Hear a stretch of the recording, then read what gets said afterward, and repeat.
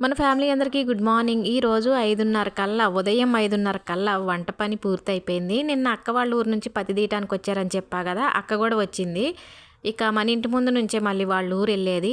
అయితే నేనన్నాను కదా! నైట్ ఇక్కడ ఉండక్క, రేపొద్దున మళ్ళీ వాళ్ళు మన చేలోకెళ్ళేటప్పుడు ఆటో ఎక్కెళ్దువులే ఉండంటే, రాత్రి ఇక్కడే ఉండిపోయింది.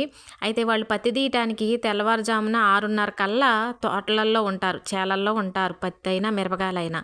మరి అక్కకి కూడా క్యారేజీ కట్టాలి కదా! తొందరగా వాళ్ళు ఎళ్తారు కదా! అక్క కూడా వాళ్ళతో పాటు ఎళ్ళిద్ది కదా! అని అన్నం వండి, అలాగే టిఫిన్‌కి చట్నీ చేసి, కూరేమో మెంతికూర టమాటా చేశాను. అయితే ఈరోజు అసలకి టిఫిన్ ఇడ్లీ. కానీ అక్కకి ఇడ్లీ నచ్చదు. దోసపిండి ఉంటే దోసలు పోస్తానక్క అంటే, వామ్మో! ఇంత పొద్దున్నే నేను తినలేనంది. సరే ఒక్కటైనా తినని ఒక దోస పోసి ఇచ్చాను. తింటుందక్క. ఈ లోపల పాలు కాగబెట్టి కాఫీ కలుపుదాం. మేమిద్దరం కాఫీ తాగుతాం అక్క. నువ్వు టిఫిన్ చేశాక కాఫీ కలిపిస్తాలే అంటే, ఒక్క దోసే కదా! ఎంతసేపు తింటాను. నాకు కూడా కాఫీ మళ్ళీ ఎన్ని సార్లు కాఫీ కలుపుతావులే అంది.